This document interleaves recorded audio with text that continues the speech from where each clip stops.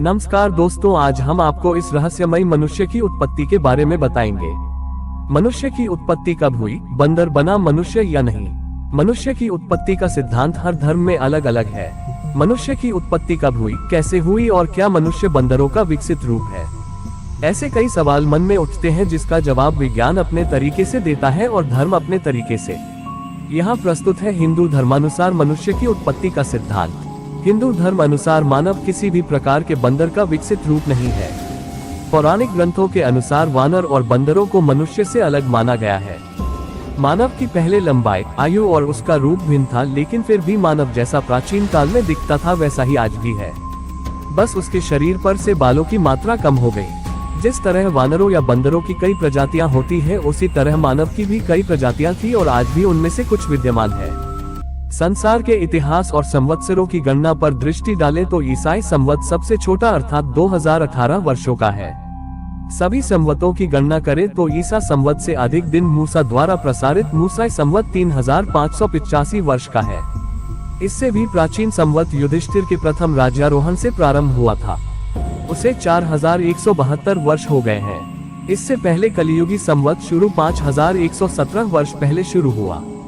इब्रानी संवत के अनुसार 6029 वर्ष हो चुके हैं। इजिप्शियन संवत 28669 वर्ष, फिनिशियन संवत 30087 वर्ष। ईरान में शासन पद्धति प्रारंभ हुई थी, तब से ईरानियन संवत चला और उसे अब तक 1,89,995 वर्ष हो गए।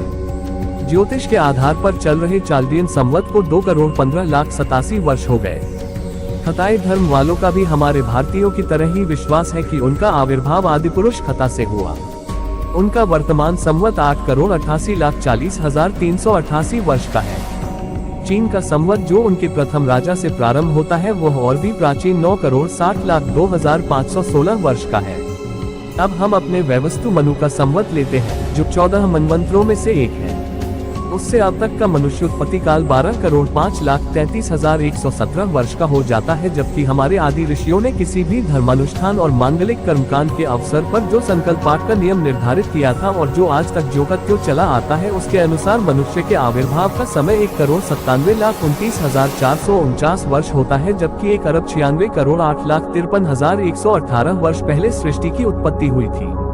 पुराणों में सृष्टि उत्पत्ति को बहुत विस्तार से बताया गया है। पुराणों अनुसार सृष्टि की आयु कुल 14 मनवंतर की होती है। एक मनवंतर में 30,67,20,000 वर्ष होते हैं। अब तक 6 मनवंतर बीत चुके हैं और यह 7वां मनवंतर चल रहा है। इस तरह 6 मनवंतर में 1,84,03,20,000 होते हैं। 7वें मनवंतर की 27 चतुर्युगी बीत चुकी है और यह 28वीं चतुर्युगी चल रही। 28वीं चतुर्युगी में भी सत्ययुग, त्रेतायुग और द्वापर युग बीत चुका है और यह कलयुग चल रहा है, जिसके 5,119 वर्ष बीत चुके हैं। एक मनवंतर में 71 चतुर्युगी होती है। एक चतुर्युगी में 4 युग होते हैं। पहला सतयुग जो 17,28,000 वर्षों का है। दूसरा त्रेतायुग जो 12,96,000 वर्षों का होता है। तीसरा होता है द्वापर युग 8,64,000 वर्षों का और चौथा कलियुग 4,32,000 वर्षों का। कुल मिलाकर के एक चतुर्युगी में वर्ष की संख्या 43,20,000 वर्ष हुई। इस प्रकार से 6 मनवंतर सहित 7वें मनवंतर के बीच चुके काल को जोड़ने के बाद 1,96,08,53,119 वर्ष होते हैं। इसका मतलब यह कि इतने समय पहले सृष्टि की उत्पत्ति हुई थी।